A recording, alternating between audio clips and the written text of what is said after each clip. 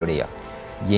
Njagala tukube tochi mu kukyala kuno kubanga ensonga nyingi nnyo eziriwo era ezibadde wakati wa North Korea n'eggwanga erya America. Omanyi okuviira ddala waliwo ko n'okutiisatiisa okw'olutalo ng'abakulu bano baagala kukubagana. America neeyungula ebyokulwanyisa ne North Korea neeyungula ebyokulwanyisa wali mu bitundu ebya Korean Peninsula nga baagala okukubagana. Kaakati oluvannyuma Donald Trump n'asisinkana ne President Kim Jong-un mu nsisinkano eyasookera ddala kati baakasisinkana emirundi esatu. Lwaki Donald Trump yeesibye nnyo ku ggwanga erya North Korea? Lwaki ayagala nnyo okusembeza Kim Jong-un okulaba nga ayongera okubeera mukwano gwe ate ekitabaddeewo? Naye ate n'ekirala kyetugendera okukuba toki kyetugenda okutunulamu mu puroguramu ya leero. Lwaki President Trump ate yettanidde nnyo okutambula mu mawanga ag'enjawulo? Kubanga twamulabye wali ng'asisinkanye President wa China Xi Jinping, n'asisinkanamu omusabaminisita wa Japan akulembera Japan Shinzo Abe, n'asisinkanamu abakulembeze ab'enjawulo bonna. Lwaki atandise okuba nga atambula mu mawanga ag'enjawulo? Kakikaabala jjukira nti America banaatera okulonda omwaka ogujja bagenda mu kulonda. Trump ali kalulu, anoonya kalulu n'ebirala bingi nnyo byogenda okumanya mu nsinkano ya President Trump wamu ne President Kim Jong-un. Yabadde ya ddakiika 4 gokka naye yabadde ya byafaayo mu nsi yonna okutwaliza wamu. N'olwekyo tova ku munaala, byonna ogenda kubifuna butereevu obiggwennyalwe.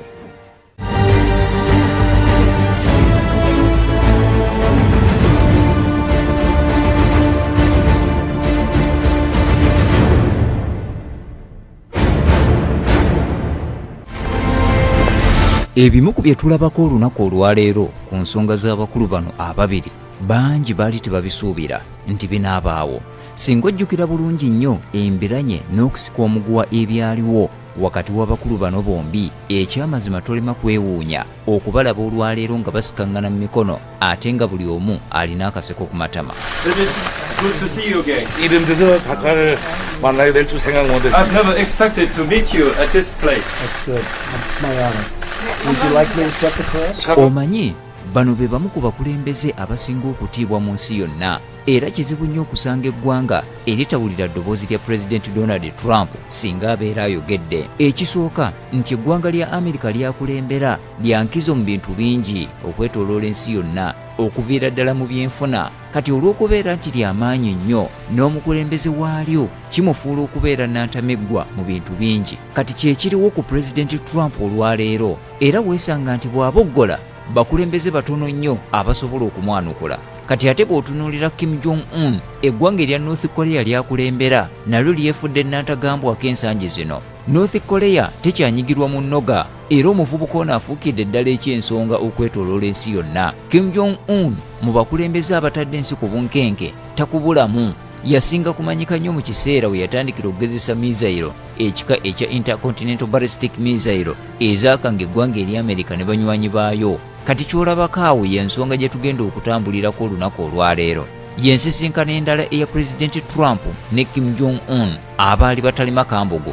Si gwe mulundi ogusoose abakulu bano okusisinkana, naye ate ekyenjawulo ennyo ku mulundi guno nti President Trump yabadde mu kukola byafaayo era onaafuuse omukulembeze w'eggwanga erya America asookedde ddala okukyala munda mu ggwanga erya North Korea. Tewali President wa America yali alinnye ekigere kye mu North Korea, era bonna abavuddeko tewali yali asaze lukoloboze luno. President Trump yasoose okukikola. Gwe wennajjukira mu kiseera nga President Trump yakawangula akalulu, nakutegeeza nti ekimu ku bigenda okumufuula ow'enjawulo okuva ku banne bonna abakulembedde eggwanga lino nti agenda kubeera President wa kukola byafaayo. Kino nakyesigamye nnyo ku mbeera ze ng'omuntu ate n'enteekateeka za America ze yamuteera ku mmeeza mu kiseera we yajjira. Kati bye biriwo olunaku olwaleero. Omusajja ono akola kyafaayo ku kyafaayo buli lunaku. Ekyamazima okwongera okulambulula obulungi ku nsonga eno, Trump olugendo lwe mu Eastern Asia yalutandikidde mu China gye yabadde ne mukulu munne Xi Jinping. Ensisinkano yaabwe yabaddemu bingi naye nga basinze nnyo okutunuulira embeera y'ebyenfuna mu mawanga gaabwe. Omanya amawanga gano ge gannantameggwa mu byenfuna mu nsi yonna. Kati wabaddewo ensonga eziwerako wakati wa China n'eggwanga erya America ku ludda lw'ebyenfuna. Kati President Trump yasinziira eno n'ategeeza nti bw'anaava mu ggwanga erya China agenda kwolekera mu ggwanga erya South Korea asisinkanemu abaayo. Kyokka n'ategeeza nti singa omukulembeze wa North Korea abeera akkiriza ye mwetegefu okumukyalirako mu ggwanga lye bawayeemu ku nsonga z'abakulu n'abakulu. Bino Trump yabiteeka ne ku mukutu gwe ogwa Twitter, ensi yonna n'ebiraba. Abasinga babadde tebasuubira nti Kim Jong-un anakkiriza okusisinkana Trump amangu ago, wabula Kim yakkiriza okusaba kwa Trump era z'agenza okuwera essaawa zabadde 9:40. Trump yabadde amaze okutuuka mu kifo kino. Wano woolengera kyekifo ekimanyiddwa nga KDZ. Eno y'ensalo eyawula North Korea ne South Korea. Tebalina nsalo nnene wabula bizimbe bino bye bibaawula. Kati olukoloboze olwo lwolaba awo lwennyini lwe lubaawulira ddala mu butongole, era bw'olubuuka obeera ovudde mu ggwanga ery'oludda luno ng'ogenze mu ggwanga ery'oludda olulala. Awo okuyitawo okubuuka olukoloboze olwo obeera wa mukisa nnyo. Baatuumawo green zone olw'enfaanana y'ekifo kino. Kati ekifo kino ekya KDZ kyateekebwa mu mwaka ogwa 1953 mu ndagaano eyakolebwa wakati w'eggwanga erya North Korea n'eggwanga erya China kw'oteeka n'ekibiina ky'amawanga amagatte. Jjukira nti ebiseera ebyo North Korea yali yakeeyawulamu amawanga abiri, ey'omu mambuka wamu n'ey'omu maserengeta. Ne bateekawo ensalo ekika kino nga ya kilometers 225 obuwanvu, ezo zibeera mu mayiro nga 16. Ate ng'obugazi ekifo kino kiweza kilometers 4, ziba mu mayiro nga 2.5. Kati awo woolengera Trump w'atuuse lwe lukoloboze olumanyiddwa nga Northern Limit Line NLL. Bano bakkaanya nti bw'obuuka layini eno eya NLL obeera oseze ensalo era kizibu nnyo okugiyitako. Bangi babakuba amasasi nga bagezaako okugibuuka olw'empaka, naddala abo abava mu ggwanga erya North Korea okuddukira mu ggwanga erya South Korea. Abajaasi boolengera awo be bakuuma ensalo eno okuva ku buli ludda. Abamu ba North Korea ate abalala ba South Korea. Bano kyatteeka balina kubeera butengerera bwe batyo, tewali kuseguka kiro na misana, babakyusa bukyusa buli ssaawa eyitawo. Bingi ebikwata ku kifo kino ebyewuunyisa, naye nzijjukira bulungi nnyo nti twabirambulula mu munaala ogwaliwo oluvannyuma lw'ensisinkano y'abakulu bano eyasookera ddala. Kaakati okukuzzaayo ku Trump, ekyo kyakola tewali pulezidenti wa Amerika yali akikoze mu byafaayo. Okusemberera olukoloboze olwo n'alubuuka n'ayingira munda mu ggwanga lya North Korea kibadde tekibangawo. Bannamawulire nabo baabakkiriza okubeerawo okugoberera ebyabadde bigenda mu maaso. Era olwamaliriza okubuuziganya, bano baayolekedde mu nnyumba eno emanyiddwa nga Freedom House mwe baategekedde akafuba ak'enjawulo. Wabula waabaddewo okwesika okw'amaanyi wakati w'abakuumi ba Pulezidenti Kim n'abakungu b'eggwanga erya Amerika abaatambudde ne Trump be baabadde bagaana okuyingira munda wamu ne bannamawulire okuva mu ggwanga erya Amerika. Era munnamawulire wa Trump omujja Stephen Grisham yalabiddwako nga bamwefuka n'abakuumi bano nga bamuziyiza okuyisawo bannamawulire abaavudde mu Amerika. Ssabaminisita wa Amerika ow'ensonga z'amawanga ag'ebweru Mike Pompeo y'omu ku baatambudde ne Trump wamu ne muwala we Ivanka Trump ng'ali wamu ne bba Jared Kushner. Oluvannyuma baatudde ne babeerako obubaka bwe baawadde ensi, era wano Pulezidenti Trump yavuddeyo n'alaga nga bwe yasiimye ennyo mukulu munne okumukkiriza okusala olukoloboze olwa NLL n'ayingira munda mu ggwanga lya North Korea. Trump yamaze eddakiika 40 zokka mu North Korea. Kim Jong-un n'amuwerekerako n'amuzzaayo ku lukoloboze luno n'amusaza n'addayo mu South Korea. Era wano Pulezidenti Trump yatutte akaseera nga yeetegereza mukulu munne Kim ng'addayo mu ggwanga lye oluvannyuma lw'okumutuusa ku lukoloboze.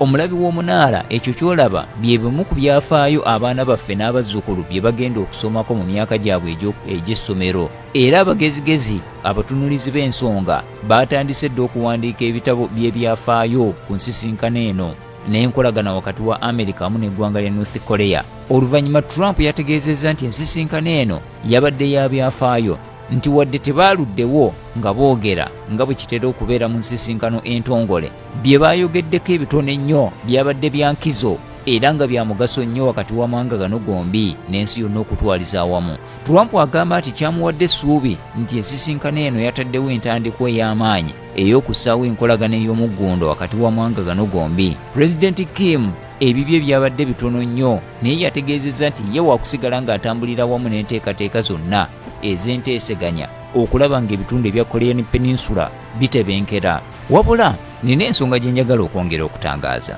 Nakutegeezezza nti Pulezidenti Trump ye mukulembeze w'eggwanga erya Amerika eyasoose okukyala mu North Korea mu byafaayo. Mu kino ntegeeza pulezidenti ng'ali mu ntebe. Abaaliko bapulezidenti ba Amerika okuli musajja mukulu Jimmy Carter ne Bill Clinton twabalabako nga bakyadde mu ggwanga lino erya North Korea. Naye ate bo eno baakyalayo nga bavudde mu ntebe, era bo mu kugendayo baakozesa nnyonyi ne batuukira mu kibuga ekikulu Pyongyang. Kati ate bano baawukanako ne bannaabwe okuli Ronald Reagan, George Walker Bush ne Barack Obama. Bo bwe baakyala mu Korean Peninsula baakoma mu kifo kino ekya KDZ, era bo tebaasala lukoloboze luno okuyingira mu North Korea wadde okuwanirizibwa omukulembeze waayo yenna. Kati eyo yenjawulo eriwo ku nsonga eyo. Trump yagenze mu North Korea nga yakava mu lukuŋŋaana lw'amawanga 20 gannaggwedda agamanyiddwa nga ga G20 olwabadde wali mu ggwanga erya Japan. Era ezimu ku nsonga ezaanokoddwayo ennyo yabadde yabyakulwanyisa eby'amaanyi ga nukiriya wamu n'olutalo lw'ebigambo olwabalukawo wakati w'amawanga ag'enjawulo. Era abakulembeze abeetabye mu lukuŋŋaana luno olwa G20 Summit baasabye amawanga gonna aganeneŋŋana okutuula ku mmeeza emu gateese nti kubanga obutakkaanya bwe balina bukosezza nnyo ebyenfuna eby'ensi yonna. Kati abatunuulizi bagamba nti Trump okuvaayo n'agenda sisinkana Kim Jong-un kaabadde kabonero akooleka okussa mu nkola ebyo ebyabadde biteeseddwako mu lukuŋŋaana luno. Omulabi w'omunaala njagala ojjukire nti guno si gwe mulundi ogusoose abakulu bano bombi okusisinkana. Baatandikira mu South Korea omwaka oguwedde. Ogwo gwe mulundi ogwasooka amawanga gano gombi okusisinkana.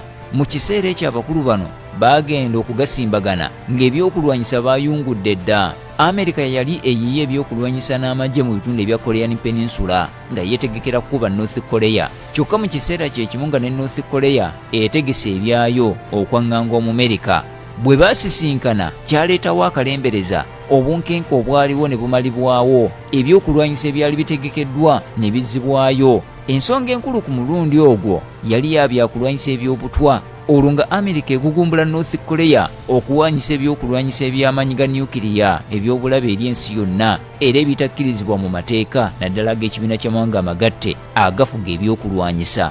Bano era baddamu ne basisinkana mu kibuga Hanoi mu ggwanga erya Vietnam, wabula ng'enteeseganya ez'omulundi ogwo zaagwa butaka. Bano baalemererwa okubaako ekyamaanyi kye batuukako era baayabuka nga baabigo. Kati guno gwabadde mulundi gwa kusatu era kyategeezeddwa nti abakulu mu gavumenti z'amawanga gano gombi bagenda kuddamu okusisinkana okulaba batya bwe bagenda okussa mu nkola ebyo ebyateeseddwako bakama baabwe. Naye oyinza okwebuuza lwaki ensisinkano y'abakulembeze bano tugitutte nga nkulu nnyo? Njagala okugamba nti ekyamazima buli mulundi abasajja bano lwe banaasisinkana ffe yonna gye tuli tulina okujaganya era ne tuteekamu ne ku ssaala okulaba nga bakkaanya ku nsonga ze babeera bakaayanako. Ebyababiri bano bitukwatako nze naawe. Singa bano bagenda mu maaso n'okuneneŋŋana kiyinza okuvaamu olutalo mu Korean Peninsula. Olutalo olwaliyo mu myaka eg'5-6 lwe lumu ku gikyasinze okufiiramu abantu abangi mu nsi yonna. Olutalo luno lwavaako n'enjala kakuuse ekyasinze okutta abantu abangi mu bitundu bino ebya Korean Peninsula. Mukimanyi bulungi nnyo nti olutalo lwonna olubalukawo kati lubeera lwa nsi yonna. Buli muntu gy'ali abeera akosebwa mu ngeri emu oba endala. Amerika tesobola kugenda mu lutalo lwonna ebyenfuna by'ensi yonna ne bitabaako ngeri gye bikosebwamu. Ekisooka nti ekozesa ssente nnyingi mu ntalo zaayo. Entalo za leero za ssente. Kiba kitegeeza nti ssente z'ewa amawanga amankuseere nga obuyambi zisalika. Ssente zeeteeka mu bitongole eby'enjawulo eby'obwannakyewa bazisalako. Kino kiba kikosa nnyo amawanga agakyakula kubanga mangi agayimiriddewo ku buyambi obuva mu bazungu. Nti weesanga nti eggwanga eri Amerika lirina n'amawanga nga lye livujjirira bajeti y'amawanga ago. Kati Amerika bw'ekwata ssente nnyingi n'eziteeka mu lutalo, ebyenfuna by'amawanga ago geevujjirira bibeera bigenda kukosebwa. Ate njagala ojjukire nti olutalo luno olwa North Korea ne Amerika singa lubaawo terubeera lwa babiri bokka, luba luzingiramu amawanga mangi. North Korea alina abamuwagira ne Amerika naye bw'atyo. Kitegeeza nti bwe lutandika amawanga mangi gabeera gasikayo ebyokulwanyisa. Kino ne kivaako olutalo obutaggwa kubanga amawanga agayingira mu lutalo luno batuuka ne bava ku kigendererwa ekimu, olwo buli omu mu lutalo n'ayingizaamu ensonga ezize ze yeeyagaliza. Byebyo ebiri mu ggwanga erya Siriya. Singa kwali kulwanagana wakati w'abannansi ne gavumenti ya President Bashar al-Assad, ekyamazima singa waliwo akalembereza akanene nnyo mu ggwanga eryo.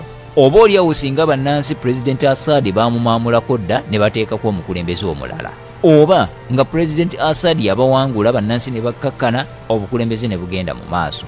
tetusuubira nti twandirabye okulwanagana okufaananako bwe kutyo singa amawanga nga Amerika ne Russia, Turkey n'amalala tegaasikayo byakulwanyisa ne galumba mu ggwanga erya Siriya.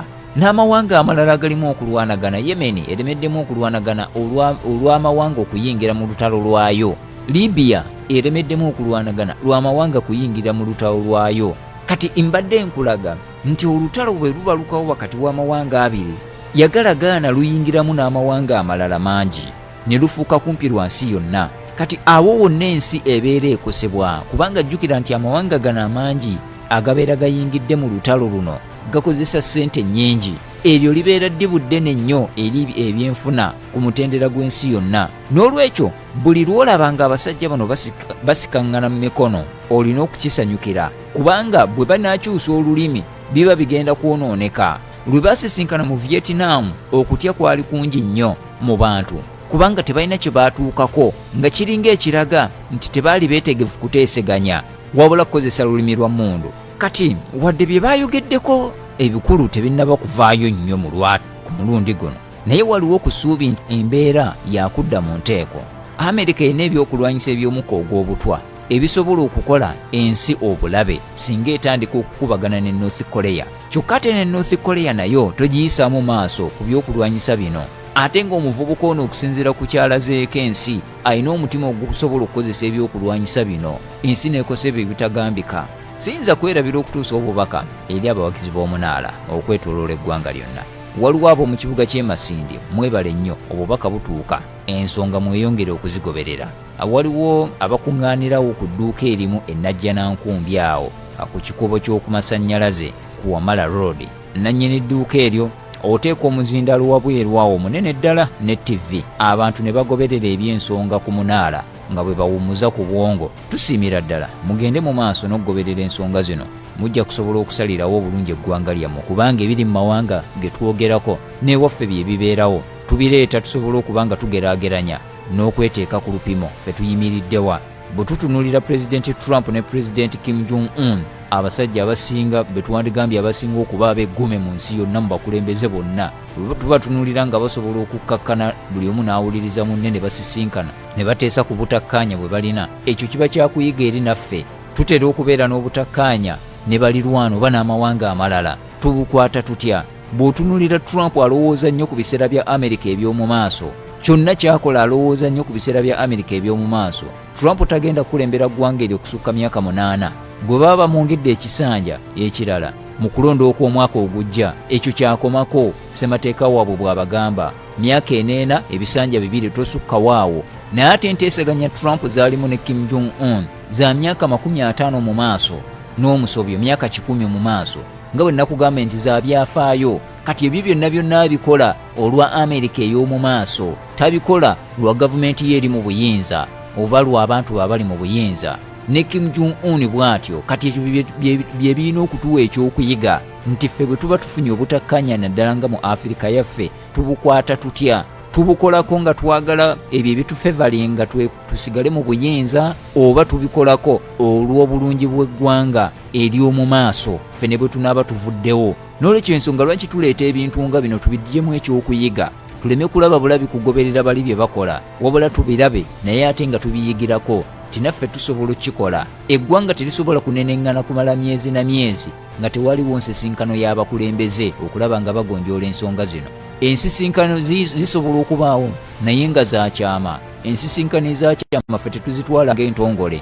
Mu by'obukulembeze ensisinkano yonna erina okubeera nga ntongole ng'eri mu lwatu era ng'eri mu lujjudde, era ebivaamu ne birangirirwa mu lujjudde. Kyeva olaba nti Trump bw'aba agenda mu ggwanga lyonna akiteeka mu lujjudde, era n'ensonga ze bagenda okwogerako n'aziteeka mu lujjudde. Ate kyeva olaba nti atambula nnyo n'abasajja ng'abo ba Mike Pompeo, ba John Bolton n'abalala abamuwabula nti abo be bagenda nga bagoberera ensonga eziba ziteeseddwako mukama waabwe. Kati Trump kayasisinkanye Kim Jong-un, kyonna ekiriwo Mike Pompeo, John Bolton n'abalala be bali mu kulondoola bye bakkaanyaako, ebyateesebwako biteekebwa mu nkola n'ebirala ebiringa ebyo. Kyeva olaba nti amawanga gano gasigala gatambula ng'enkulaakulana gy'eri, ne gasigala nga gakolagana agabadde gagenda okukubagana ebyokulwanyisa ne babissa ebbali, ne bateeseganya ne batambula, ebyensuubulagana ne bigenda mu maaso.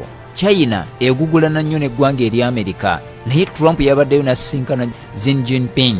Bw'obalengera awo enkumba gye bakumba nga bali bombi oyinza okugamba nti tebanenenganaanganako, naye batunuulira biseera eby'omu maaso eby'amawanga gaabwe.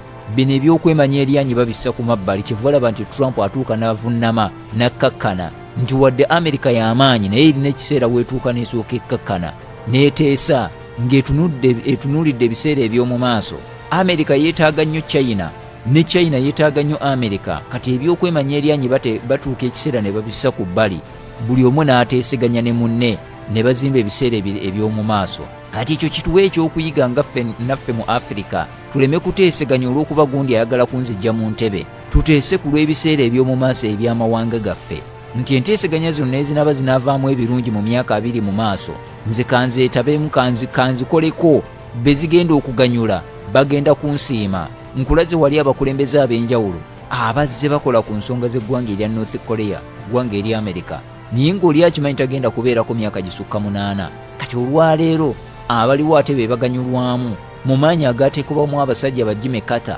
abasajja ba Ronald Reagan, abasajja ba Bush, amaanyi ge baateekawo okulaba nga bassaawo enkolagana wakati wa North Korea ne Amerika. Kati ate abaliwo bannansi olwaleero be baganyulwamu. Good to see you again. 이름에서 각하를 만나게 될 줄 생각 못했어요. I've never expected to meet you at this place. That's good. That's my honor. Would you like me to set the course?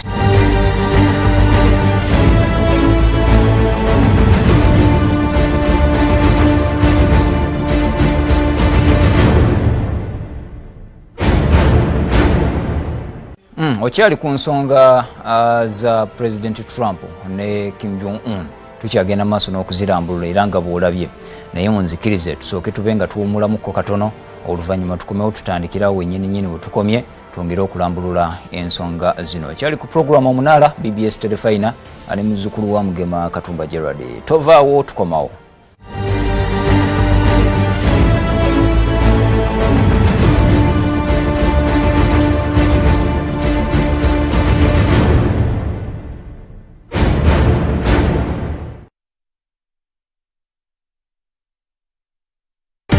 Ejiriko kiwagiddwa Mr. Hair Removal akulongosa bulungi nga takokyeza, takuleetedde bulumi wadde ebisukko. Alimu aloe vera awonya omubiri gwo okuddugaalirira olwo n'owulira bulungi.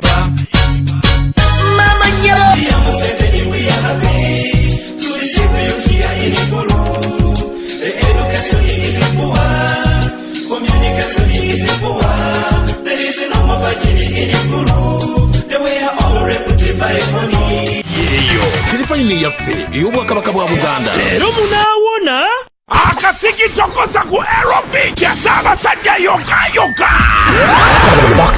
Ati tugenda mu kasigi k'amatikira ga Ssaabasajja ak'omwaka guno, era nga Ssaabasajja asiimye tusaleko entebe tubinuke mu kasigitokoza ku Sande nga 28 omwezi guno, ebbiru lya kutwala olunaku lwonna okuva ku makya paka budde kejenge, ekintu kijjudde.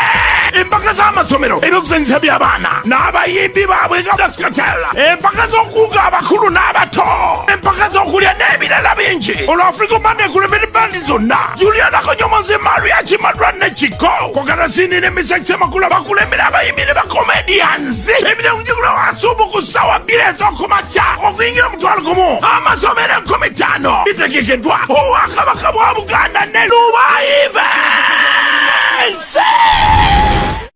Border. Yes, madam. Let's go. But you aren't asking me where I'm going. Well, I don't have to, because it is unlimited everywhere and anywhere for days. Is that even possible?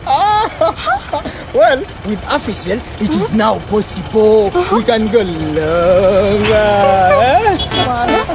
The impossible is now possible with Africell. You can now enjoy unlimited calls with Africell Paka Boom. Unlimited calls for 1 day, 1,000 shillings. Unlimited calls for 7 days for 5,000 shillings. And unlimited calls for 30 days for 12,000 shillings with Africell Paka Boom. Dial *134*2# to activate Paka Boom bundle. Africell. Don't be cheated.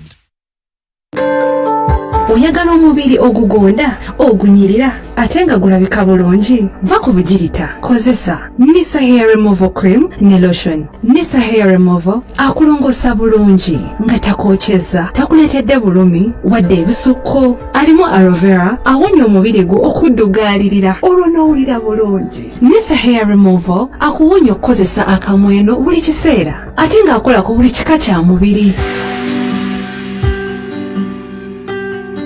Agula sirinzi 10 zokka. Nisa Hair Removal.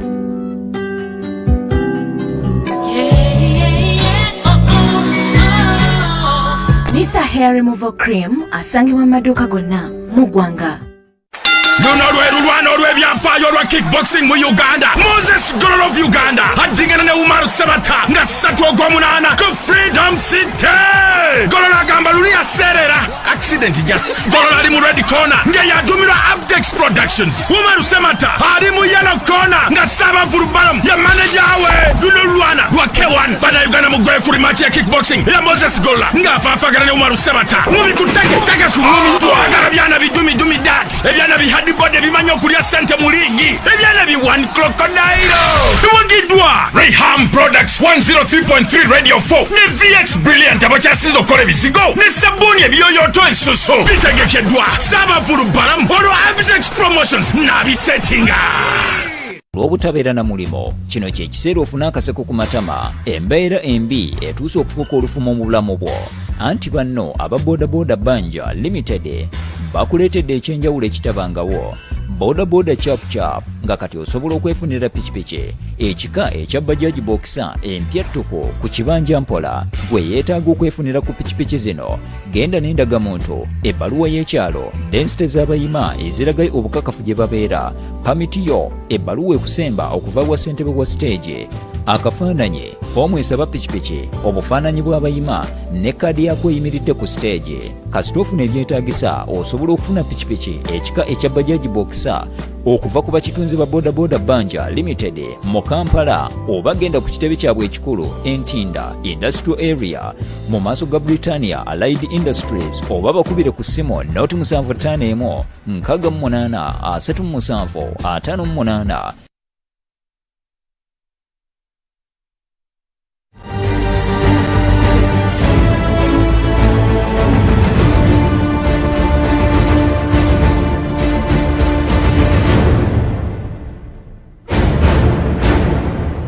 Okay, nkuliseyo mukuumulako okyali program omunaala tukyagenda maaso n'okulambulula ensonga ezikwata ku nsisinkano ya President Trump ne Kim Jong-un.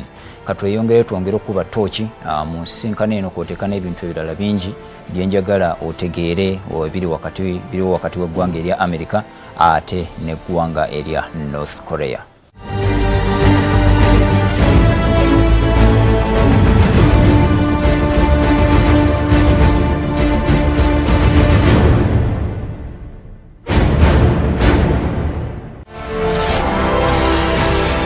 Ensonga ziwerako z'oyinza okunokolayo ezatutte President Trump mu ggwanga erya North Korea. Njagala mbeeko byenkunokolerayo by'otolina kubuusa amaaso mu nsonga eno. Njagala okimanyi nti America egenda mu kulonda mu maaso awo. Olwaleero President Trump omulaba ng'atabaala amawanga ag'enjawulo ekimutwalayo si kirala ali ku kampeyini. Jjukira ayagala kudda ekisanja ekyokubiri omwaka ogujja. Eno y'emu ku nteekateeka mwatandise okuyita okunoonya obuwagizi. Buno bwe bumu ku bukodyo bw'ali mu kukozesa okunoonya obuwagizi okulaba ng'addamu okuwangula obwa pulezidenti bw'eggwanga erya America. Ali ku kaweefube wa kuttaanya buganzi mu bawagizi mu mawanga ag'ebweru naddala agabadde gamulinako akakuku. Jjukira nti kino kyakola okutabagana n'amawanga nga North Korea n'amalala. Amawanga mangi agakiwagira mu nsi yonna. Kyensuubira nti bangi era nammwe abalaba omunaala ku ssaawa eno ekyo mukiwagira nnyo America okutabagana ne banywanyi baayo bwe babadde bagugulana ne batagenda mu lutalo. Sisuubira nti olwaleero ensi eno yeetaaga olutalo lwonna. Enteeseganya zisinga olulimi olw'emmundu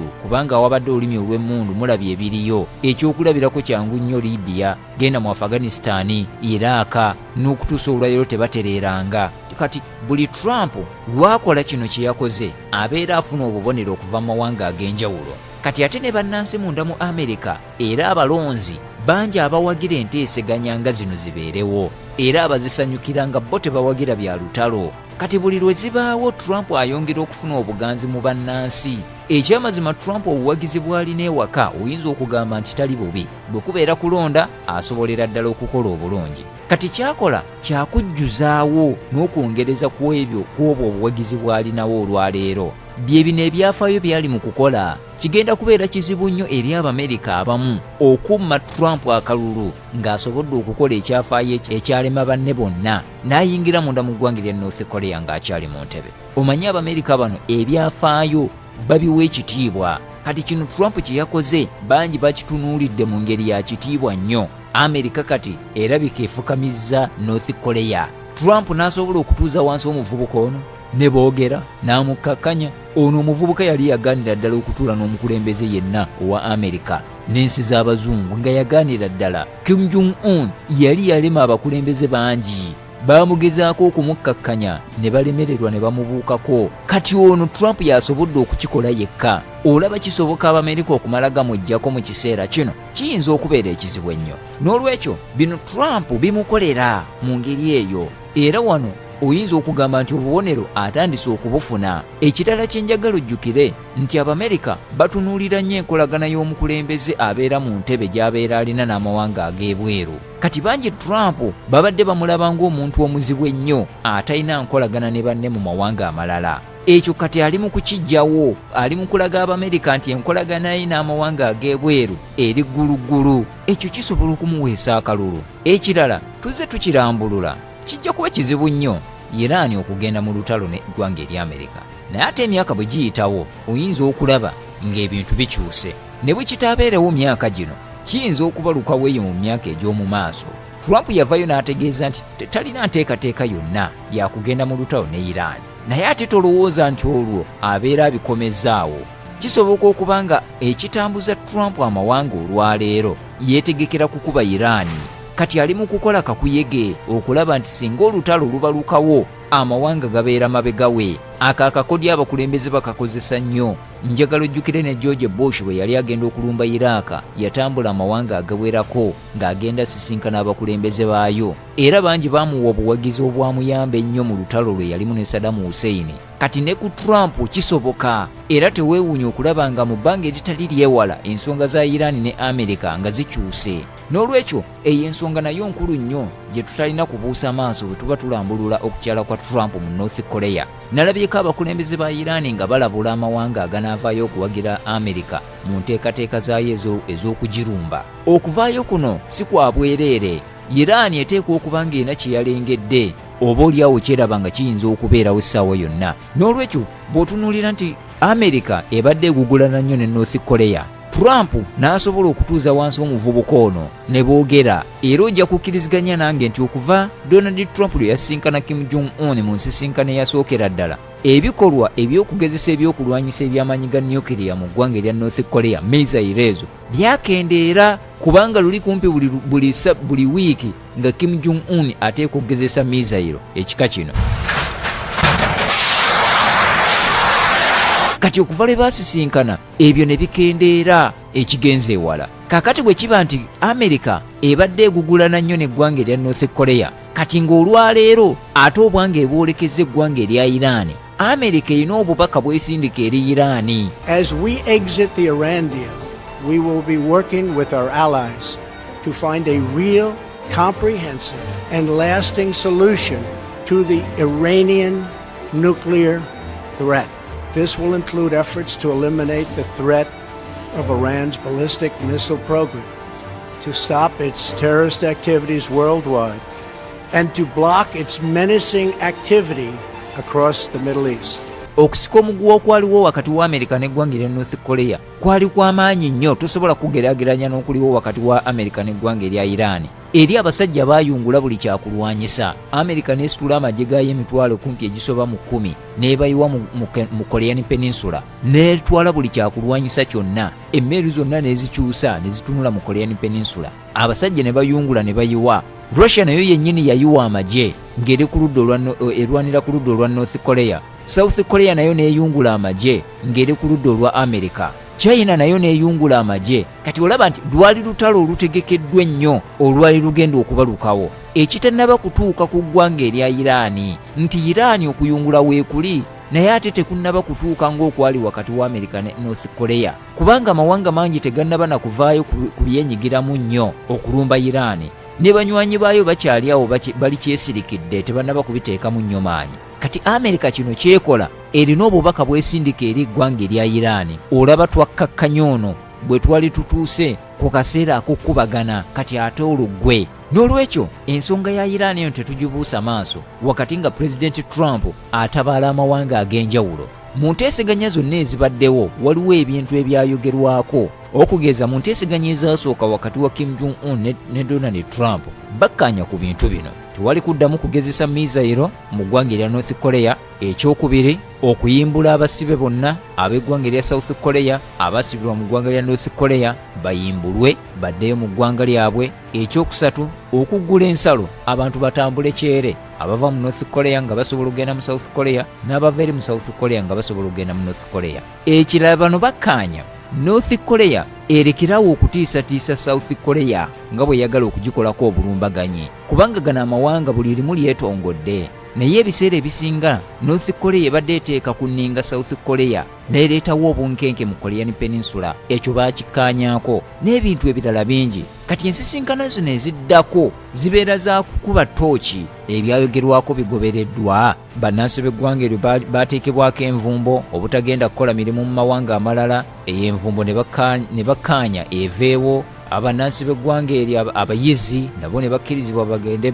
basomere mu yunivasite endala mu mawanga ag'ebweru amalala. Eyo nayo natti neevaawo n'ebirala bingi. Kati ensisinkano zino eziddako endala za kukuba ttooki mu ebyo ebyakkaanyizibwako oba byateekebwa mu nkola.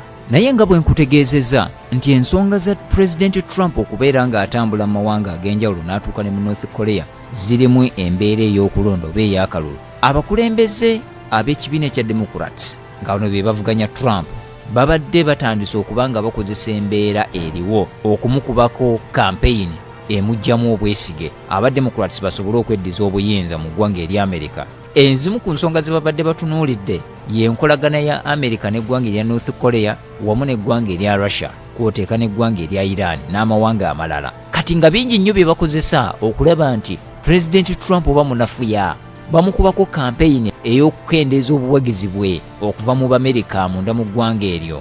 Kati kino kyali mu kusangulawo. Bano bamukubako kampeyini eraga nti alemeddwa okutabaganya Amerika ne North Korea ng'ate asobodde okukola ekyafaayo kino, Abamerika baba basobola okusigala ku ludda olwa Trump.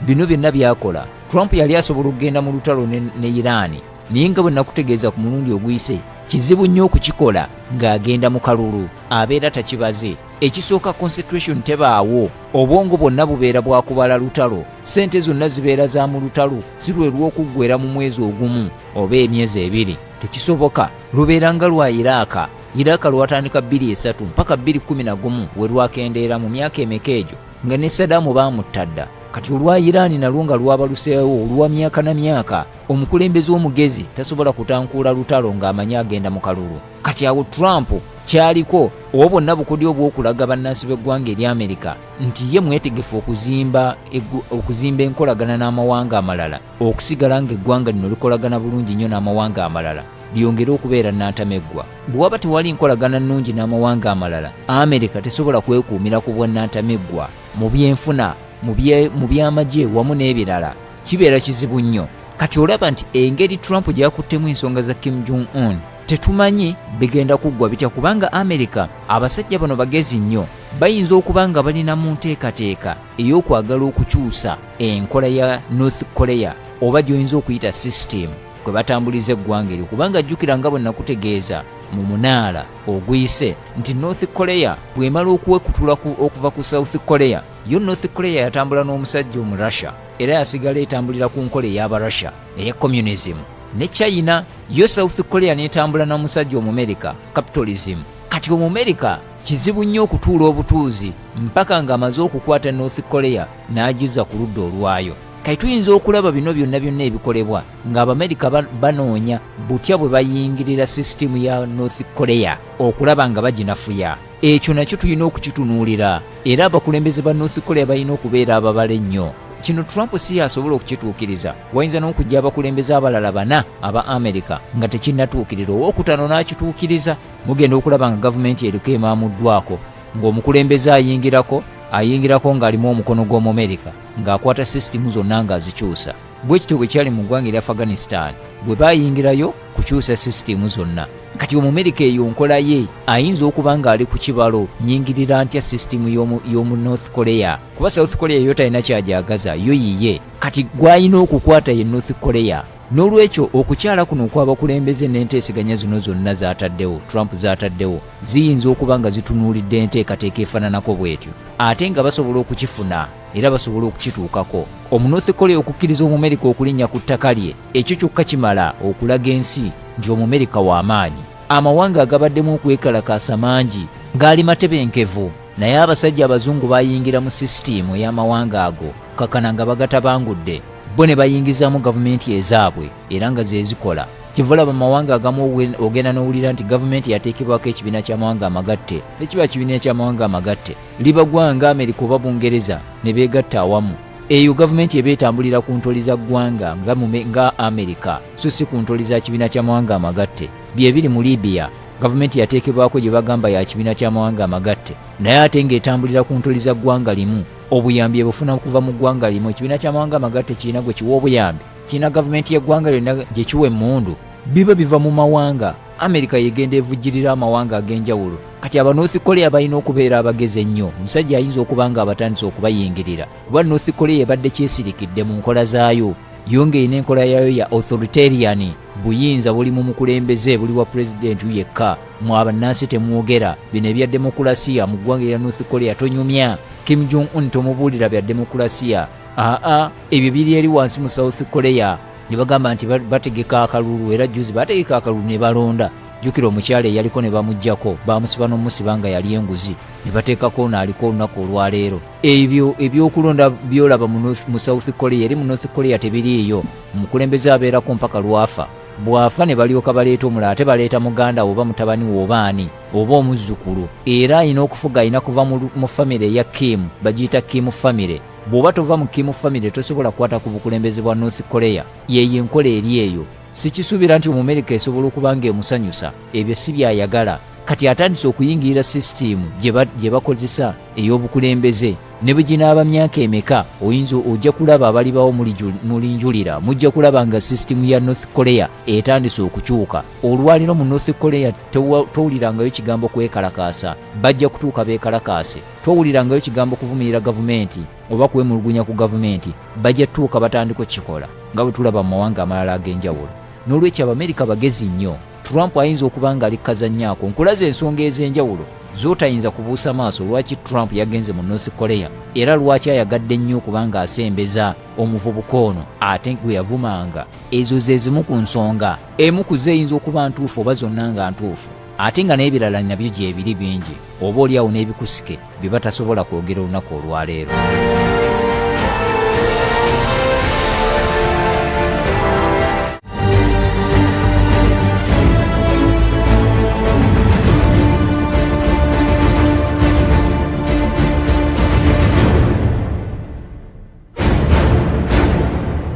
Bwe tubadde tulambulula ensonga zino, nkumenyeddeyo ensonga ziringa 3 zendaba ezatutte Pulezidenti Trump mu ggwanga lya North Korea.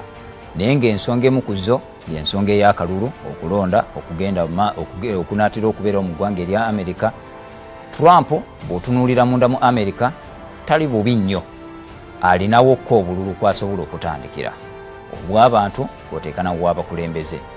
Kati obuzibu bumubadde wabweru mawanga ag'enjawulo, enkolagana ye n'amawanga amalala. Jjukira bwe yali yakajja mu buyinza n'atandikirawo okuyombagana n'abakulembeze ab'enjawulo, okuli n'emikwano gya Amerika be baludde nga mikwano gyabwe tebayombangako. Ojjukira enkaayana ezaliwo wakati we ne Angela Merkel ow'eggwanga erya Germany, enkaayana ezaliwo wakati we ne President Emmanuel Macron ow'eggwanga erya Bufalansa. Ojjukira ebyaliwo n'eggwanga erya Mexico n'ebirala bingi.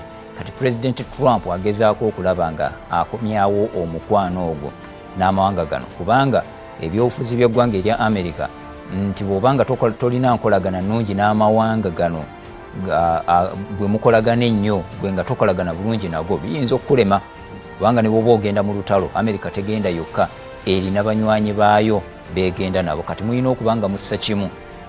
Trump kyagezaako okubanga akola n'ensonga za Iran nazo tetuzibuusa maaso era nga bwe tulambuludde kyoba oli awo ayina engeri gyagenda apeerezamu amawanga ago okuyimirira ku ludda lwe ku nsonga za Iran kubanga amawanga mangi tegannaba kuvaayo kuwa kifaananyi kituufu wawe gayimiridde ku nsonga z'okukuba Iran n'ebirala bingi nnyo.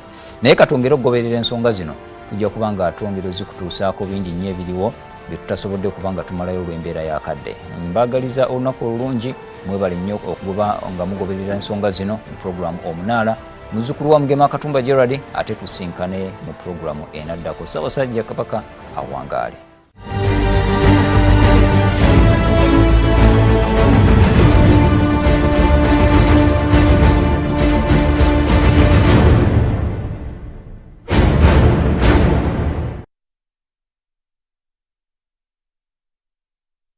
Omwana mulenzi Chris Evans Kawesi gwe bakuba nnyondo soldiers tugenda kubeerayo Chris Evans Very Newman live concert out ku Club Obligato nga 5 July shillings emitwalo 2 VIP emitwalo 5 emmeeza milioni 2 mukaaga July satellite beach ya Mukono 7 July Luweero mu Kisaawe 12 July Kayunga Katikomu 13 July Sport Highway Kalisizo 14 July Highway Hotel Masaka wonna shillings omutwalo gumu Peter Zani Brown bakoola mwena okuwagira Chris Evans muje mukulise nnyondo ezako mwena bakoola muje tuwagire muganda ffe Chris Evans muje bambi mwagire Chris Evans Awagidwa Hillwater Sure Deal Rose Form Princess of Beauty Salon DNC Fashion Point e Machinde Muhate Electronic Center Machinde Rumi's Wine Nebitegekebwa Swag Events Chituzi Health Drink ekyokunywa kyakakasibwa ekitongole ekyekebejja omutindo gw'ebintu mu ggwanga ekya UNBS kikolebwa mu katiko, honey ne green tea nga kirina emigaso mingi omuli okuziyiza kansa, okugogola emisuwa, okwoza obutwa mibiri n'emigaso emirala nfaafa. Ekyokunywa kikolebwa okuva mu kitiko ekya Shiitake mushroom kyankizo nnyo okuyambako mu okugula emisuwa ate n'okulaba nti omubiri gukozesa emmere eyo gy'olidde erimu okusumbwa oba kye twandiyise indigestion. Juice ali mu kacupa ka milliliters 3 era nga kagula siringi 10 zokka. Chituzi Health Drink ali mu maduuka gonna ne supermarkets. Gw'omusuubuzi musange ba agency baffe mu Kikuubo mu Kampala okumanya ebisingawo bakubira ku 0787 304 531 oba 0787 305 009. Chituzi Health Drink, have a healthy life. Brother! Yes, madam. Let's go. But you aren't asking me where I'm going. Well, I don't have to, because it is unlimited everywhere and anywhere for days. Is that even possible? Well, with Africell, it is now possible. We can go longer. The impossible is now possible with Africell. You can now enjoy unlimited calls with Africell Paka Boom. Unlimited calls for 1 day, 1,000 shillings. Unlimited calls for 7 days for 5,000 shillings. And unlimited calls for 30 days for 12,000 shillings with Africell Paka Boom. Dial *134*2# to activate Paka Boom bundle. Africell. Don't be cheated.